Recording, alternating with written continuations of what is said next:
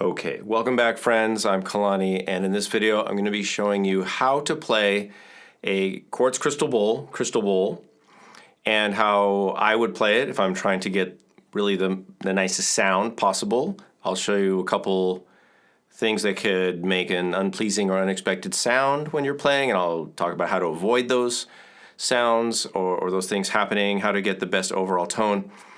I'm also going to show you the difference between a couple different types of strikers, and I'm going to talk about this instrument in particular and tell you where you can get it, or ones like it, and get other instruments as well. So try to keep it fairly short, but right off the top, this is a 12-inch E. It's tuned to the note E, and this is A440 tuning, which is the standard, we'll just call it standard tuning in I think all over the world, but at least is as established in the United States. That means A, middle A on the piano, the A just below middle C is 440 hertz, and that is where this particular bowl is.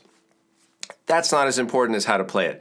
So let's look at how to play it. And you may have noticed that when I first started to play, I struck the bowl, and I'll tell you why, and I'll show you why right now.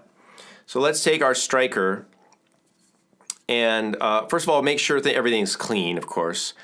And one way you can help keep things clean is to not put your fingers directly on these things. You notice when I muted it, I used the backs of my hands, the sides of my hands, instead of grabbing it and getting finger oil all over the instrument. But you want to make sure everything's fairly clean.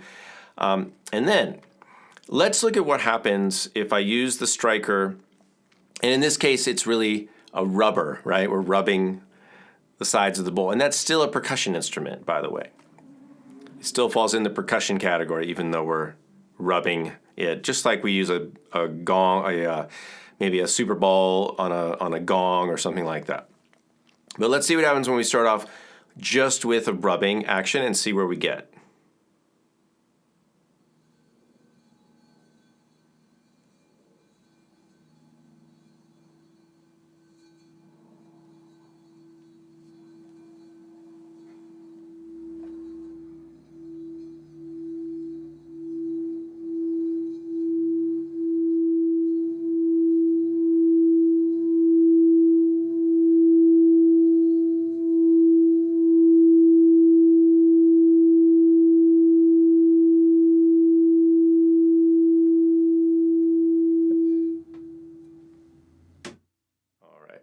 I'm kind of bouncing back and forth between my talking mic and my recording mic, so that's why I'm reaching over. So you heard and saw that if I start just with rubbing the bowl with the striker, it will take a while to get up to the point where the instrument is resonating. Now, if I contrast that with gently just striking the bowl, and it can be very gentle, and I give it a little jump start, then it's much quicker. So if that is important to you, or if you want to choose one or the other, very gradual or more immediate, you know how to do it. So let's review gently striking the bowl and then picking it up after the strike, and you can hear the difference.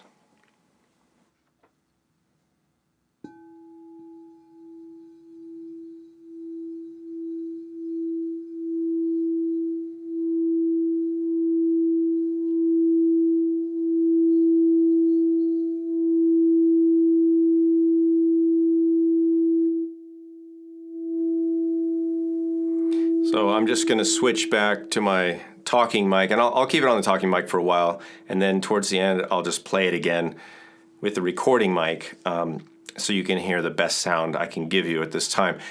So how do we, what are some best practices when using the striker to play the bowl? And I'm going to give you a couple things you can consider. One is the rate at which you are orbiting, the bowl.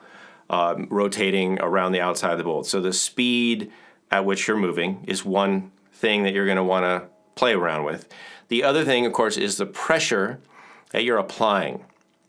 And depending on the striker, those things could vary a lot. With this particular striker, this is a crystal striker by Sunreed Instruments, and with this one, it has a silicone tube, attached to it, silicone covering, and I find that I need very little pressure, and I can go much more slowly than with the other type of suede striker, which I'll show you in a moment. But watch how slowly I could go, and I'm going to go quickly and slowly, and you can hear the difference. And I'll tell you why, after I do that, why you would want to choose maybe to go slowly or go more rapidly. And I'm just going to leave this mic on. So let's start with a medium kind of orbit, if you will. And I want you to notice the angle at which I'm holding the striker. And I haven't measured it, but to me it looks like about 30 degrees, roughly.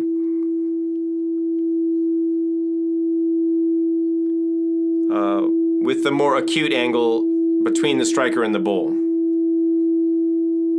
So I'm going to slow down.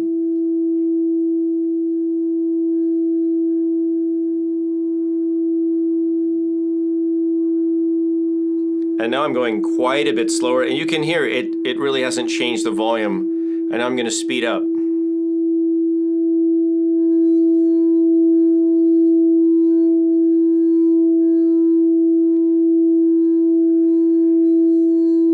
And now with the speeding up, oh, it's so loud. With the speeding up, it did get louder, and you run into the possibility of some vibration sounds where the striker could, because the louder the bowl is becoming, the more it's vibrating, right? The greater the movement of the bowl. And you run into the possibility of getting some vibrations between the bowl and the striker. And that could be, and generally is, I think, construed as an undesirable sound or unpleasant. It might interrupt the purity of the sound. I'm going to switch right now to the suede striker. And this would be more of the standard kind of striker, and most bowls come with these kinds of strikers. This is a PVC tube with suede on the outside, and I want you to hear the difference. You just heard the crystal striker with the, I want to say neoprene. It's not neoprene. It's the silicone cover, and now here's the suede. And I'm going to go to the other mic for this.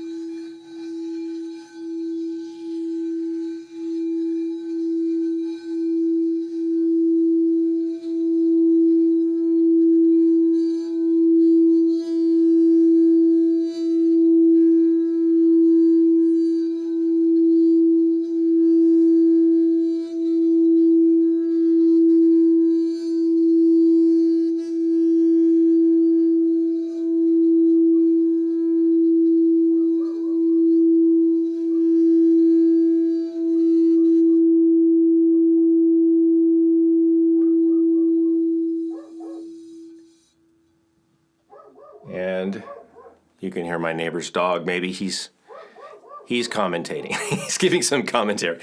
Okay, so what you would hear in that example with the suede striker is you could hear the sound of the suede rubbing against the crystal of the quartz, right? So you get a little more of the actual playing sound, which again could be desirable or not, depending on the application. I think for live applications, once the sound starts resonating, you don't hear the rubbing sound as much. If you are doing a studio recording, for example, like I often do with my instruments, then you would probably want something that's going to have a purer sound, a more pure sound, and that would be something like this, a crystal striker. And this is, again, from Sunreed Instruments, and they also provide the standard strikers, or let's call it the suede striker, the standard striker, as well.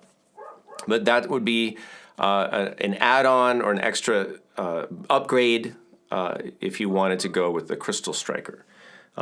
Certainly for my use, I would probably use the crystal striker most of the time. Now, I just want to point out, we're going to wrap up soon, but I do want to point out that I'm playing the crystal bowl, and if my goal is to have consistency of sound, I might want to go more slowly, and then I'm really trying to find a balance between pressure and speed. And you can play with that. You can go faster and be light. You can go faster and apply more pressure. You can go slower and have more pressure or less pressure. But to me, it's all about actually playing or applying the least amount of pressure as I need and going as slow as possible and still getting the sound that I want. In other words, getting enough volume, which, you know, is not a lot. I mean, we're not trying to push these instruments to, you know, 100% of their capacity. I think if you were maybe trying to be around the 60 to 70% of the capacity, and when I say capacity, I mean the point at which everything's vibrating around and you can't keep the striker in a smooth fashion, a smooth sound around the instrument. That would be 100% really too loud. So I'm going to play again, and I will play a little bit longer, and I will let this instrument also sustain when I'm finished playing it, and so you can hear how long the sustain is, and I'll wait for it to pretty much die out. I'm also going to give you a different angle, a couple different angles, and if things continue the way they are right now, you'll probably have this bowl sound plus my neighbor's dog in the background. But the dog sound is not part of the bowl, so if you get one, don't expect that as part of the instrument. Okay, and then I'll see you in a minute, and I'll just give you some closing tips and remarks then. But here's a nice talking free sound. I hope you have some good speakers or headphones to listen to this. So here's an example, no talking, just playing.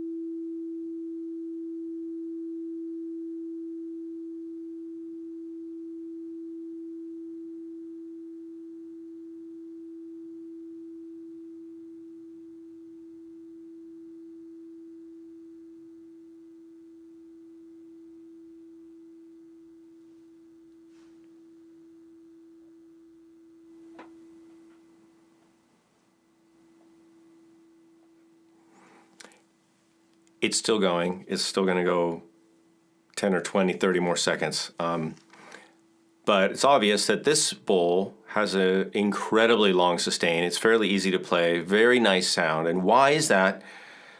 This bowl is from what they call the Empyrean line. An Empyrean bowl is a little bit of an upgraded instrument from the standard frosted crystal bowls. It's still frosted a bit. However, it is smooth. Still going a little. It's smooth on the outside as well as the inside. So it's smooth on both surfaces. And it is tuned very precisely. And so it just sustains very long. Possibly because it is smooth. Usually when you have a surface that has a little bit of a texture, it's rougher, it's gonna have a dampening effect, as opposed to a surface that is smooth and flat and just able to vibrate freely. So that's one thing. They're a bit more expensive. You can check prices. This one did come from Sunreed Instruments, and I do want to say that I had a really great experience with Sunreed. Very thorough.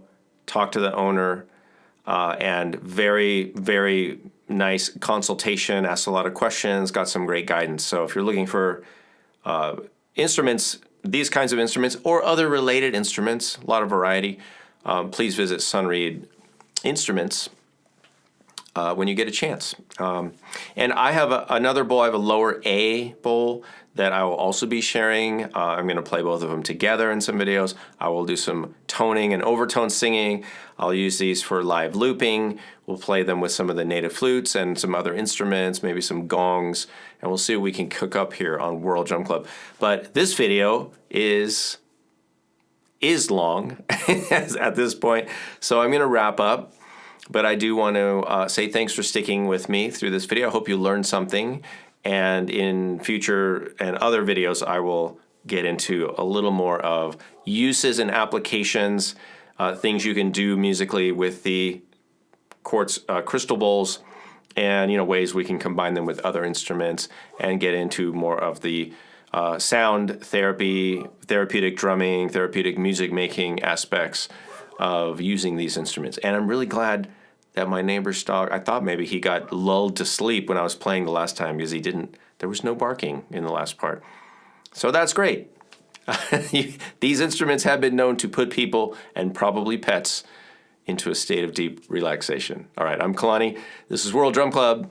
Thanks so much for watching. Be sure to visit us at patreon.com/Kalani if you'd like to get more involved and help support the channel. And I'll see you all in a future video.